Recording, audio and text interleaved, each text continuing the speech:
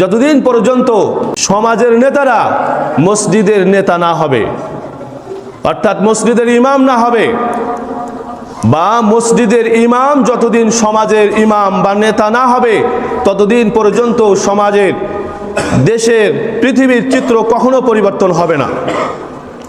কেউ যদি সমাজের নেতা হয়, মসজিদেরও নেতা হয়, ইমাম হয়, সে কি রিলিফের মাল, চাল পকেটে ঢুকাতে পারবে? অন্যের সম্পদ আত্মসাৎ করতে পারবে? চুরি করতে পারবে? টিন, গম, রেশনের কার্ডগুলো পকেটে ঢুকাতে পারবে? যদি সে ঢুকায়, তার পিছনে কোনোদিন নামাজ পড়বে? এই জন্য যতদিন পর্যন্ত সমাজের নেতা, এখানকার নেতা ইমাম না হবে, অথবা এখানকার নেতা সমাজের নেতা যতদিন না হবে ততদিন পর্যন্ত এই সমাজের অবস্থা পরিবর্তন হবে না। কারণ ওয়াদার কোনো গুরুত্ব তাদের কাছে নাই। যে মুসলমান, যে আল্লাহর উপর বিশ্বাস রাখে, তার কাছে ওয়াদার গুরুত্ব, প্রতিশ্রুতির গুরুত্ব আছে। আল্লাহ রাব্বুল আলামিন এতে সেই প্রতিশ্রুতির গুরুত্বের কথাই তুলে ধরেছেন।